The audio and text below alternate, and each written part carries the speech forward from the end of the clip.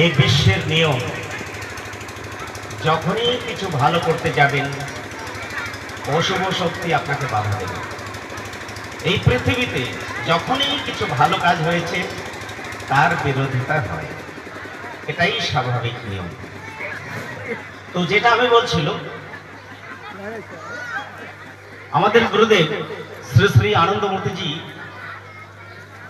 একটা কথা বললেন যে বলতো শিক্ষিত কারা?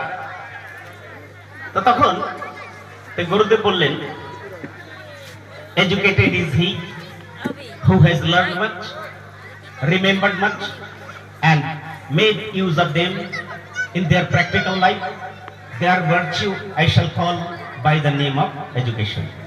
মানে আমরা অনেক বই পড়ি, অনেক মুখস্থ করি, অনেক ভুলে যাই, কিন্তু এই যে মুখস্থ করা ভুলে যাওয়া, তার মধ্যে যতটুকু মুখস্থ করে রাখতে পারছি তার কতটুকু পালন করেছি? যদি পালন না করি, যতটুকু পালন করছেন অতটুকুই আপনার জ্ঞান। আর যে জ্ঞানটুকু পালন করতে পারেননি সেটা হলো ডাস্টবিনের ডাস্ট, কুড়াদানের কুড়া। বুঝতে পারছেন? কুড়াদানের কুড়া। যে জ্ঞান জীবনে অনুপালন না হয় সে জ্ঞানের পরিণতি হয় বদ্ধ জলাশয়ের মতো। বদ্ধ জলাশয় জানেন? পুকুরের জল যখন জমে থাকে তখন কিছুদিন পরে জল পচতে শুরু হয়, পানা কচুরি জন্ম নেয়। জন্ম হয় কি? কীট পতঙ্গ, অনেক মশা জন্ম হয়, আর সমাজে বিভিন্ন রোগ ব্যাধি ছড়ায়। ঠিক তেমনি জ্ঞানের যদি সঠিক ব্যবহার না হয় সে জ্ঞান বিভিন্ন ধরনের কীট পতঙ্গ, ভাইরাসকে জন্ম দেয়। সে জানেন কি? অহংকার, জেলাস, ঈর্ষা, দেশ, ঘৃণা। আমার মতো অন্য কেউ জ্ঞানী হয়ে যাবে না, না না না, তা হতে দেওয়া যাবে না। আমার মতো এতগুলো ডিগ্রি অন্য পাবে না, না, সেটা হতে, ও কতটুকু পড়ে এসছে, কি জানে সে? এই ধরনের মানসিক, এগুলো কি জানেন? অব্যবহৃত, ইমপ্র্যাকটিক্যাল নলেজ, আনইউজড নলেজ। এইগুলো মানুষকে ধ্বংস করে, ধিকি ধিকি ধিকি ধিকি নষ্ট করে দেয়। এর জন্য আপনি কতটুকু মুখস্থ করেছেন, কতগুলো ডিগ্রি ধারণ করেছেন, ইট ডাজন্ট ম্যাটার, এটা কোনো ব্যাপার নয়, কিন্তু কতটুকু পালন করেছেন সেটা হলো বড় ব্যাপার। আমাদের সমাজে আমি দেখেছি গীতা, মহাভারত মুখস্থ করে রেখেছে, তার সেটা পাঠ করার পরে ইলিশ মাছের ঝোল খাচ্ছে। কে বলবে এটাকে? কোথায় ভাগবত গীতাতে জীব হত্যা করতে বলেছেন ভগবান শ্রীকৃষ্ণ? কোন সনাতন সংস্কৃতিতে আমাদেরকে বলা হয়েছে যে 1 মাস ওই নিরামিষ খাবে আর ফির 11 মাস কি খাবে? মাংস খেয়ে যাও। কেন? তোমরা তো গৃহস্থ, তোমরা তো মায়া জালে পড়ে আছো, পড়ে থাকো। না না না, এই হলো কথা যে গুরু বাজার যে বলে, তাদের কারণে আমাদের সমাজে ধ্বংস নেমেছে। কেননা সততা একদিনে হয় না, সততার সত্যের সাধনা করতে হয়। দিদিও বলে গেছেন, সে সত্যের সাধনা এ নয় 2 দিন করলাম আবার মিথ্যার সাধনা কয়েকদিন পরে করলাম না। সত্যের সাধনা জীবন যতক্ষণ পর্যন্ত আছে, যতক্ষণ পর্যন্ত জীবনে সেই পরম প্রশ্নকে আমি না পাচ্ছি, যতক্ষণ পর্যন্ত আত্মজ্ঞান উপলব্ধি না করছি, ততক্ষণ পর্যন্ত সত্যের সাধনা করে যাব। যতই অন্যায় অত্যাচার সহ্য করতে হোক না কেন, আমি বিরোধ করব, সংঘর্ষ করে এগিয়ে যাব। এটাই হলো সাধকের লক্ষণ।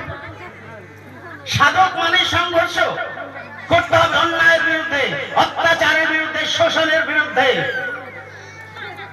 যারা ভুল ভ্রান্ত দর্শন শিখিয়ে আমাদেরকে শোষণ করছে তাদের বিরুদ্ধে লড়াই করতে হবে। অন্ধবিশ্বাস, কুসংস্কার, ভাব জড়তা, এটা হলো মানব জাতির সবথেকে বড় শত্রু। আজকে আমরা এই যত ভাই বোনেরা গ্রামে গঞ্জে সরল সোজা লোক রয়েছে, এক গুরু আসেন, এসে শুধু শিষ্য বাড়িয়ে যায়, কিন্তু তাদের আধ্যাত্মিক উন্নতি কতটুকু হলো ঠিক কজন দেখে? আমি বললাম ধ্রিয়াতে ইত্যর্থে ধর্ম, যেটা মানুষ ধারণ করে সেটা কি? বৃহদের এসোনা, অনন্তকে পাওয়ার এসোনা, সেটাই হলো একমাত্র মানুষের ধর্ম। অনন্তর এসোনা প্রত্যেকটা মানুষের মধ্যে রয়েছে। অনন্তকে পাওয়ার এসোনা, সেই অনন্তকে, সেই পরম পিতা পরম ব্রহ্মকে পাওয়ার এসোনা। এর মানে মন প্রত্যক্ষভাবে অপ্রত্যক্ষভাবে সেই অনন্তকেই পেতে চায়। আর সেই অনন্তকে পাওয়ার একমাত্র পথ সেটা কি? সাধনা, সেবা ও ত্যাগ। ভাগবত ধর্মের তিনটাই তো পথ: সাধনা, সেবা ও ত্যাগ। সাধনা অগ্নিতে বসে নিজের ভেতরে যত মলিনতা, বৃত্তির প্রতারণা, ষড়রিপু অষ্টপাশ, তাকে জ্বালিয়ে ছাড় করতে হবে সাধনার মাধ্যমে, ইষ্ট মন্ত্রের মাধ্যমে। সেই সাধনার বলে লব্ধ যে শক্তি, সেই শক্তিকে লাগাতে হবে অন্যায়ের বিরুদ্ধে সংগ্রাম করে যেতে, অশুভ শক্তির বিরুদ্ধে সংগ্রাম করতে হবে। আর সেই সংগ্রাম করতে গেলে ত্যাগের প্রতীক হতে হবে।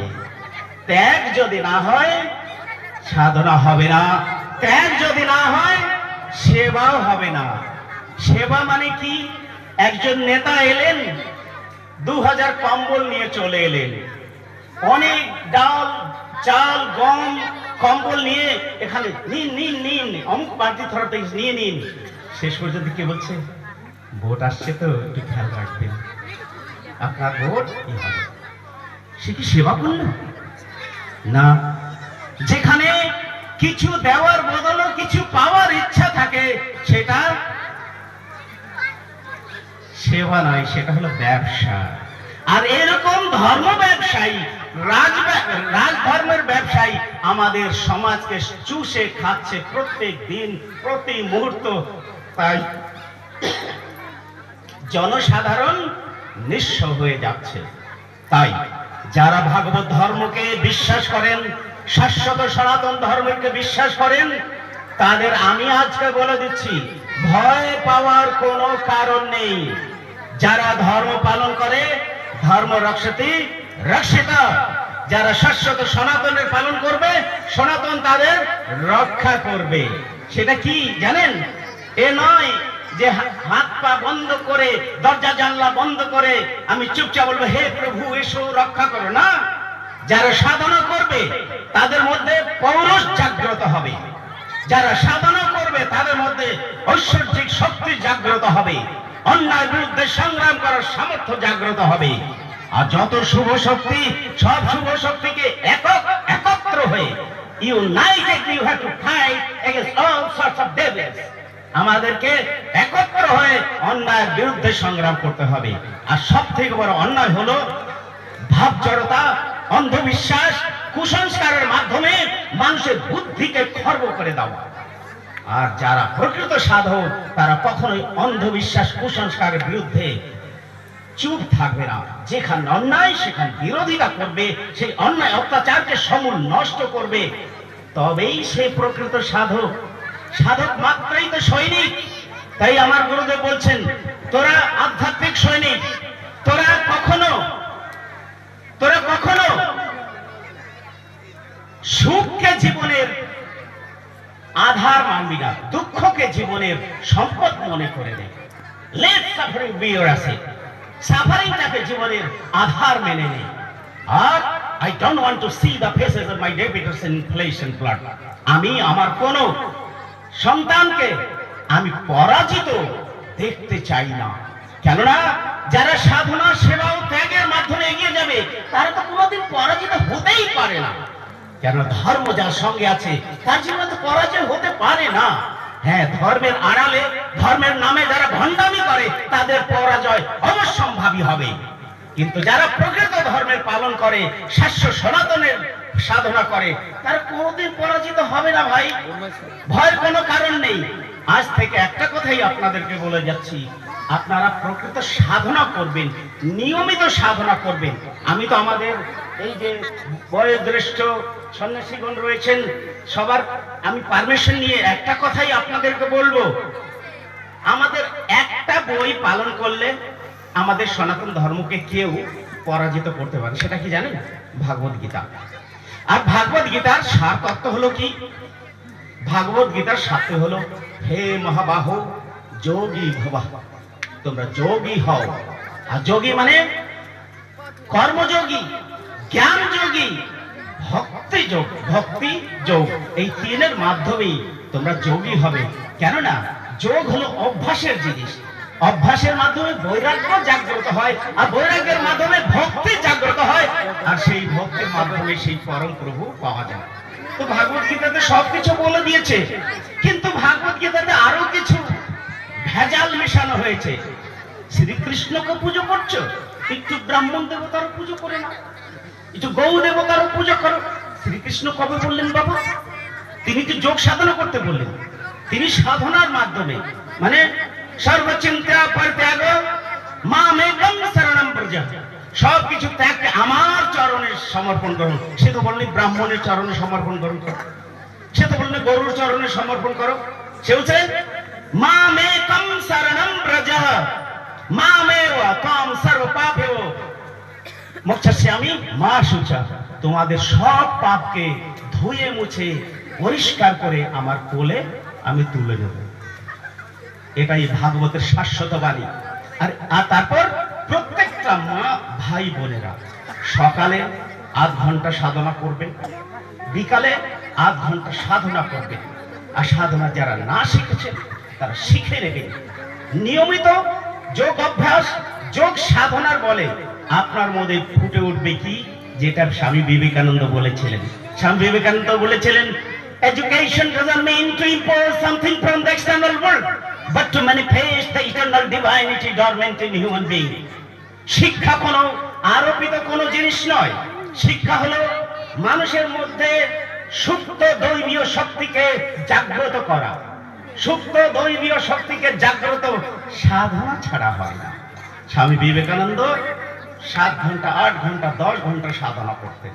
সেই সাধনার মধ্যে উপলব্ধ জ্ঞান, তাই তো তিনি বিশ্ব সন্ন্যাসী হয়েছে। আমরা তারই তো সন্তান, তা আমরা কেন পিছিয়ে আছি? আমরা শুধু জানি তার গলায় মাল্য দান করতে, কিন্তু তিনি কি বলে গেছেন সেটা কি হলো? ভাগবত গীতা পাঠ হলো, শাস্ত্রীজি পাঠ করে গেলেন, অশ্রু জলে ভেসে গেল। পরের দিনে দেখছে, কি রান্না করেছিস? ইলিশ মাছ রান্না করেছিস? হ্যাঁ, না কি মাছ রান্না করেছিস? এ হলো ভণ্ডামি, আমি আর কোথাও দেখিনি। ভাবছে একটা, বলছে আর একটা, করছে আর একটা। একে বলা হয় ভণ্ডামি। আর ধর্মে যতদিন পর্যন্ত ভণ্ডামি থাকবে, ধর্মের অগ্রগতি হবে না। নিজেও গড়তে যাবে, সম্পূর্ণ সমাজকে গড়তে নিয়ে চলে যাবে। তাই আজকে সম্পূর্ণ মা বাপ ভাই বোন এক হওয়ার সময় এসে গেছে। আমাদেরকে সারা বিশ্বে একটা মেসেজ দিতে হবে, একটা সূচনা দিতে হবে কি সনাতনের নষ্ট করার সামর্থ্য এই পৃথিবীর কারণে। একদিকে আপনারা তো এই বলছেন, ভয় পাচ্ছেন। এই আচার্য পূর্ণদেবানন্দ আফ্রিকাতে গিয়ে হাজার হাজার খ্রিস্টানদেরকে এই সনাতন ধর্ম এনেছে। আমার মতো হাজার সন্ন্যাসী বিশ্বের কোণে কোণে তাদেরকে এই সাত্বিক আহার, নিরামিষ নয় বলবেন না, আজ থেকে নিরামিষ বলবেন না, কি বলবেন? সাত্বিক আহার বলবেন। আপনারা সবাই সাত্বিক আহার গ্রহণ করবেন। সাত্বিক আহার গ্রহণ করলে শরীর, মন, আত্মা তিনটাই পবিত্র হবে। আর সেই পবিত্র মনেই তো ঈশ্বর বাস করবে। ঈশ্বরকে ডাকতে হলে এই মন্দিরটাকে পরিষ্কার করে রাখতে হবে। ইট কাঠ পাথরের বানানো, শ্বেত পাথর বানানো মন্দিরকে ধুয়ে মুছে কোনো লাভ নেই যতক্ষণ পর্যন্ত নিজের মনটাকে পবিত্র না করতে পারছেন, শরীরটাকে পবিত্র না করছেন। শরীরে মন মন্দিরম, শরীরটাই হলো মনের মন্দির, আর মন হলো ঈশ্বরের মন্দির। তাই আমরা যখন নমস্কার করি এইভাবে করি, এখানটা টাচ করি, স্পর্শ করে, এখানে স্পর্শ করি। এখানে কেন? এটা হলো মনের কেন্দ্রবিন্দু, আর এটা হলো হৃদয়ের কেন্দ্রবিন্দু। মন ও হৃদয়ে দিয়ে সেই পরম প্রভু ঈশ্বরকে আমি সমর্পণ করি, যিনি সর্বত্র রয়েছেন। তাই নমস্কারটা এইভাবে হয় না, এরকম করে হয় না। নমস্কার করতে হলে চোখটা বন্ধ করে দুহাত তুলে এই একটু নত হয়ে নমস্কারটা করতে হয়, ভাব পরিবর্তন করে। এটাই হলো আমাদের সনাতন ধর্ম। আমার সময় হয়ে গেছে, সময় অভাব, কিন্তু আর 1-2 মিনিট সময় নেব আপনাদের কাছ থেকে। অনেক বক্তা রয়েছেন তো, নয়তো যদি বলতেন, আমাকে তো বলা হয়েছিল আমাকে 3 ঘন্টা সময় দেবেন, কিন্তু এখানে এসে দেখছি আমার সময় যে কোনো ব্যাপার না, কোনো ব্যাপার না। 10 ঘন্টা প্রবচন দেওয়ার থেকে ভালো 1 মিনিট শুনে সেটাকে পালন করা, তাই নয় কি? আপনারা কজন পদ্মাসনে বসতে পারেন? পদ্মাসনে বসতে পারেন? আপনারা বসতে পারেন? 1 মিনিট পদ্মাসনে বসুন তো আপনারা, পদ্মাসনে বসুন, আমিও বসি আপনাদের সঙ্গে।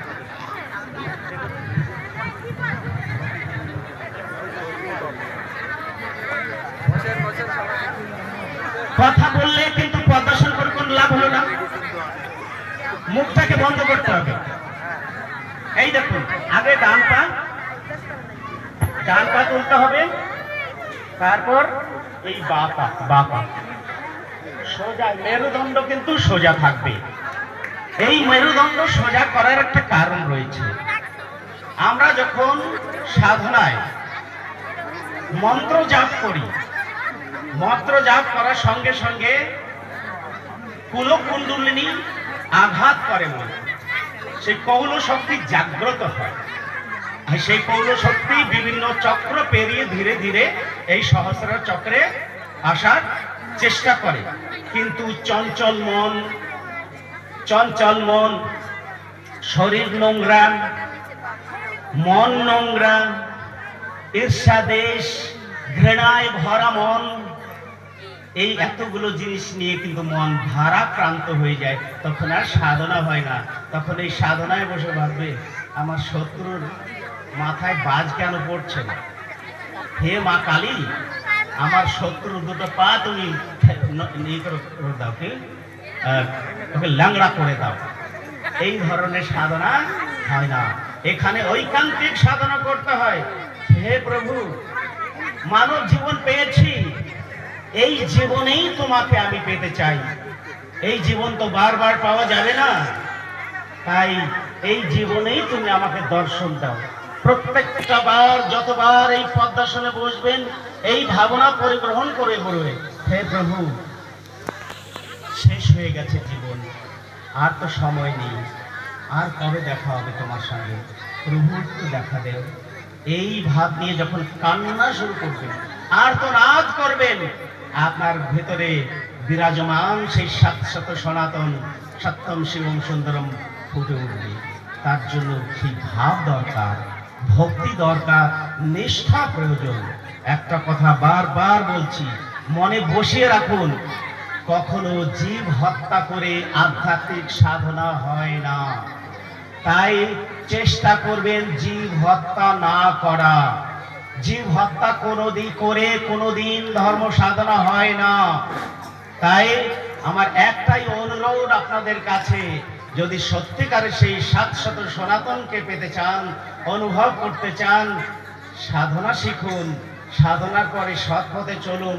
দেখবেন এই পৃথিবীতে এমন কোন শক্তি নেই যে শাশ্বত সনাতনকে নষ্ট করবে, আমাদেরকে পরাজিত করবে।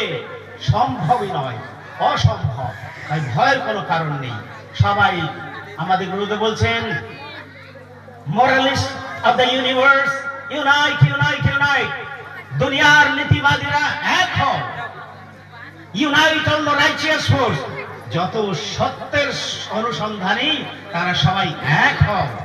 এক হয়ে তোমরা সংগচ্ছদ্ধম সংবদ্ধম সঙ্গো মনাংশি জানতাম, আমরা একই সঙ্গে চলবো, একই লক্ষ্যের দিকে এগিয়ে যাব। সেই শাশ্বত সনাতনের বাণী সারা বিশ্বে ছড়িয়ে দেব। এই কথা বলেই আজকে আমার বাণী আমি শেষ দিক করছি। আমরা আনন্দ মার্গ আশ্রম থেকে এসেছি, আমাদের স্কুল চলে, বিশেষ যদি আরো ডিটেল জানতে চান আমাকে আবার আপনারা খবর দেবেন। 1-2 ঘন্টা আমাকে সময় দিলে একটু ভালো করে বলতে পারবো। তাড়াহুড়ো করে সব বলে গেলুম। আমি হয়তো অনেকটা কষ্ট দিয়েছি ভাষার মাধ্যমে, কিন্তু ভয়ের কোনো কারণ নেই। কখনো কখনো সার্জনরা সার্জারি করে ব্যথা দেয়, কিন্তু সার্জারি না করলে কিন্তু এই ক্যান্সার দূর হবে না। আর আমাদের সমাজে অন্যায়, অত্যাচার, শোষণ, ভণ্ডামি, অন্ধবিশ্বাস, কুসংস্কার রূপী ক্যান্সার ঘরে ঘরে ঢুকে আছে। তার বিরুদ্ধে সংগ্রাম না করে সার্জারি হবে না। ধন্যবাদ, নমস্কার।